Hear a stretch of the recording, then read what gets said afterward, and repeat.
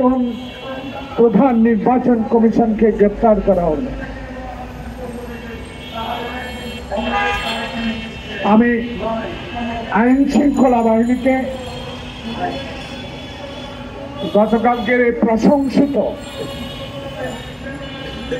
যে কাজটি করেছেন তৃণমূল নাগরিক পক্ষ থেকে বাংলাদেশের ৭১ সালের একজন যোদ্ধা হিসাবে আপনাদেরকে স্বাগত জানাই। বিষয়টি গভীর রাতে আরো দেখতে পেয়েছি আরেকজন আউয়াল সাহেবকেও গ্রেপ্তার করা হয়েছে। আমি তাতেও আইনের হাতে, আইন প্রয়োগকারী সংস্থার হাতে যারা গ্রেপ্তার হয়েছেন, আমার বিশ্বাস একজন রাজনৈতিক কর্মী হিসাবে আইনের আওতায় তাদের বিচার হবে। সেই বিচার আল্লাহ পাক এবং বিচারকরাই জানেন। তাই আজকে আরেকজনও বাকি আছে। প্রিয় বন্ধুগণ, শুধু বাকি থেকে গ্রেপ্তার না, যারা আমার দেশের ভোটাধিকারকে, আমাদের ভোটের প্রয়োগকে, ভোটের দিনকে, ভোটে যাওয়ার পথকে রুদ্ধ করে দিয়েছিল, এই তিনজনের সাথে যারা সহকারী হিসাবে ছিলেন তাদেরকেও আইনের আওতায় আনতে হবে।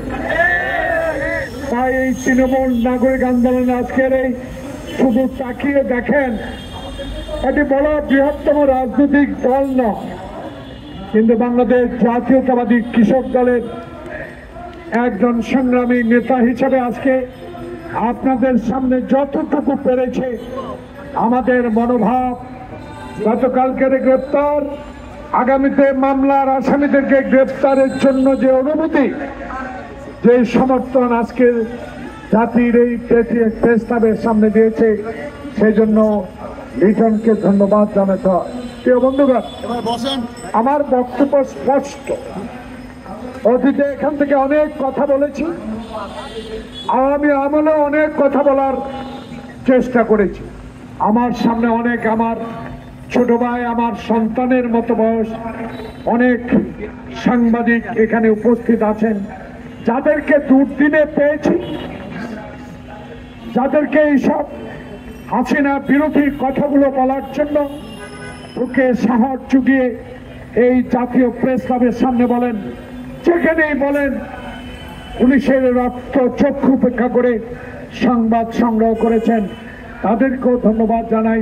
এবং আজকে যেই কথাগুলো তৃণমূল নাগরিকের পক্ষ থেকে আপনাদের উদ্দেশ্যে জাতির কাছে, এই অন্তর্বর্তীকালীন সরকারের কাছে বলতে চাই, বুকে সাহস নিয়ে এখন অতীতের মতো আর বিজি দিয়ে পাই এনএসআই আপনাদের সংবাদ কণ্ঠরোধ করেন না, লিখে জানাবেন। প্রিয় বন্ধুগণ, আমরা হাসিনার ব্যক্তিগত বিরোধী নয়, আমরা আওয়ামী লীগের শেখ মুজিবের বিরোধিতা করি নাই, আমরা শেখ মুজিবের কার্যকলাপের বিরোধিতা করেছি।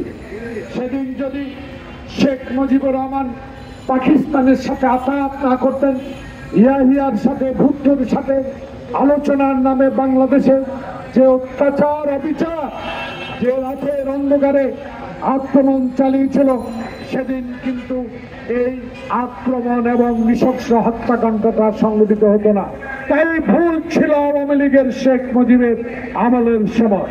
সেদিন আমাদের মাওলানা আব্দুল হামিদ খান ভাসানী বলেছিলেন, আর না আলোচনা, পাকিস্তান, পশ্চিম পাকিস্তানকে সালাম দিয়ে দাও, আসসালামু আলাইকুম। সেদিন কেন আসাম আব্দুল রব, আব্দুল কুদ্দুস মাখন, শাহজাহান সিরাজ, যারা বাংলাদেশের স্বাধীনতা